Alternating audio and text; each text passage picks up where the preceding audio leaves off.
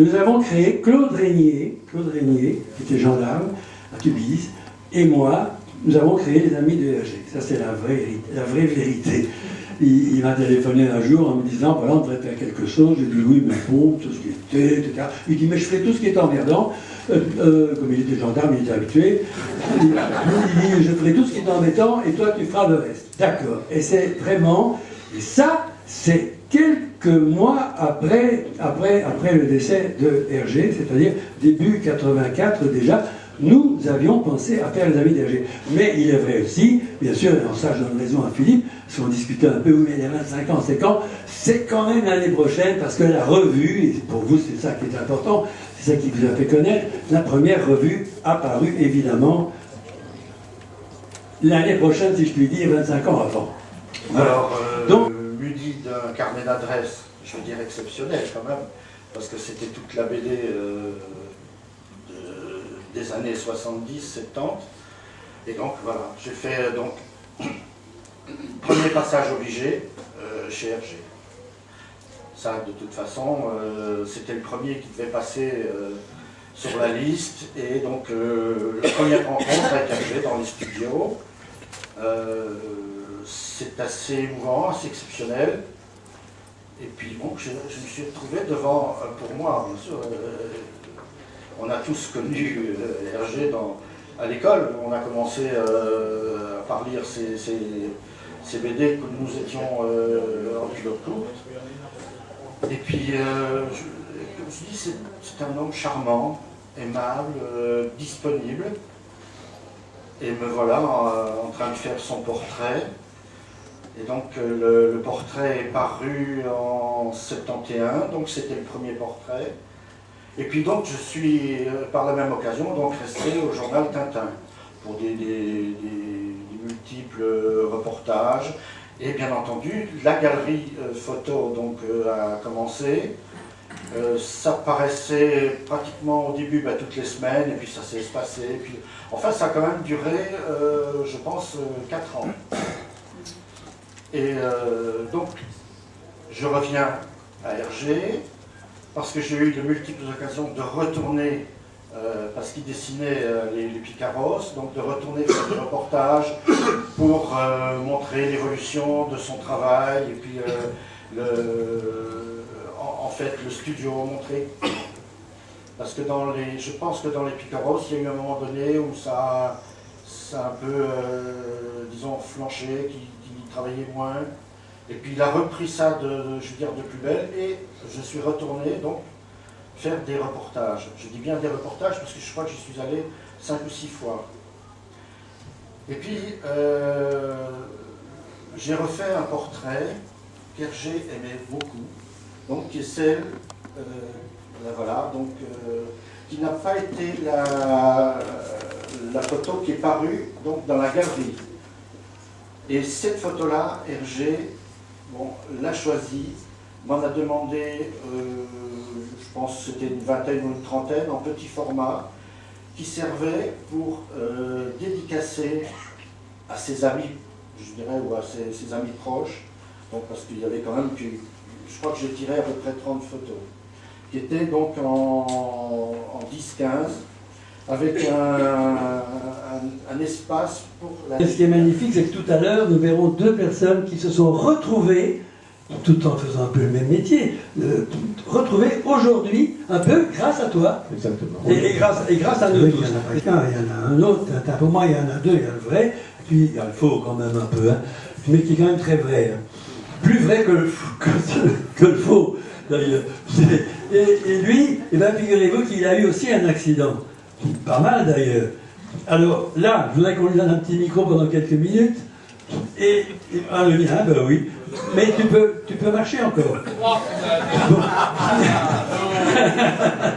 Non mais, écoute, tu as eu un accident relatif, pour toi rien n'est grave. Si tu as eu un accident très grave. Je ne suis pas mort, je suis là, c'est tout. Donc, tout le monde a vu déjà les bras plâtrés, je suis tombé d'une échelle, laquelle était posée sur une table parce que ma femme m'obligeait à monter sur le toit pour enlever les feuilles. Voilà, c'est tout. Alors ça fait vraiment très style BD, bam, bam.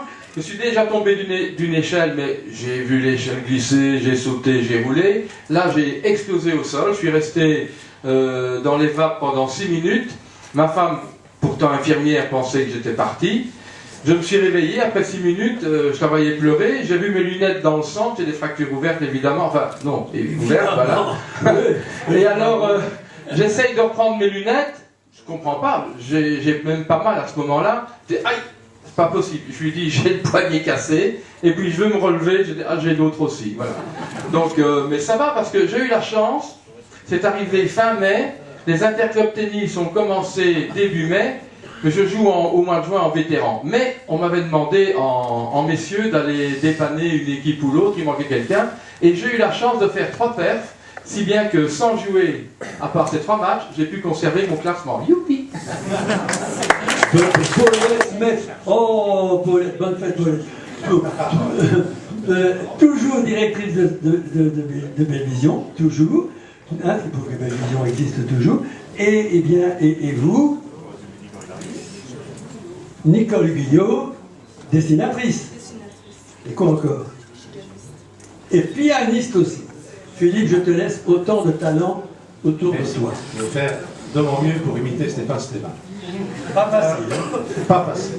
Non, ce qu'on a voulu faire, c'est essayer d'inscrire une séquence plus importante dans l'Assemblée, un peu comme on le fait dans la revue, où il y a un dossier.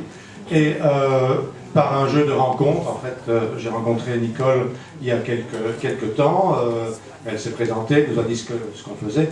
Et c'est vrai que quand je l'ai rencontrée, j'ai pensé à Paulette, qui, elle, a passé beaucoup plus d'années que Nicole chez Belle Vision, et qui y est toujours, et qui est d'ailleurs en charge de la réservation Raymond Leblanc, dans laquelle vous avez travaillé, était, semble-t-il, essentiellement féminine. On le verra tout à l'heure dans les séquences.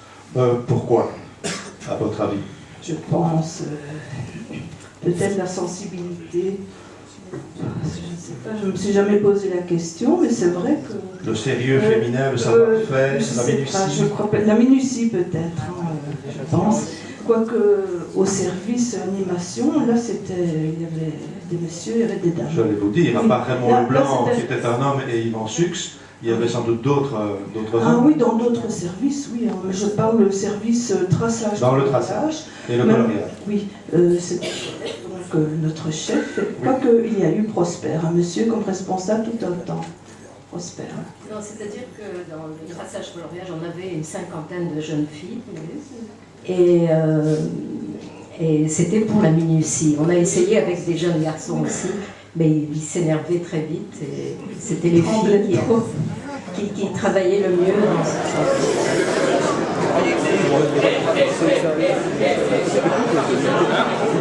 Tu les donnes. On va faire un peu. Allez, Jean-Pierre.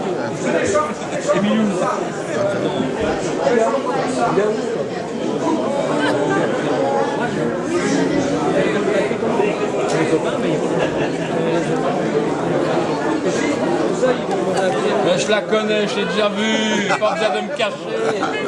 Elle arrive assez. Merci beaucoup.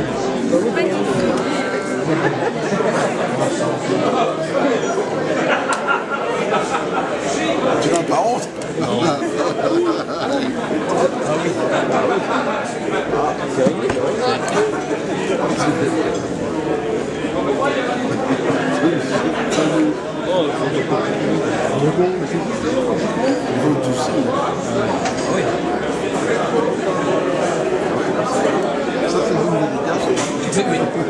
Ça, c'est de la vraie.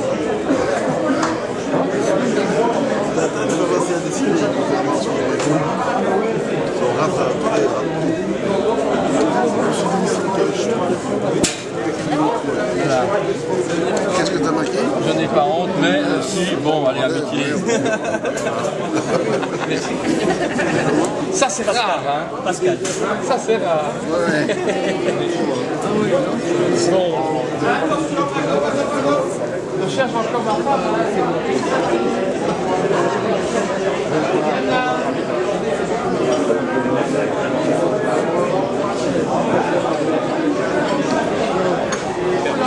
Ouais, monsieur.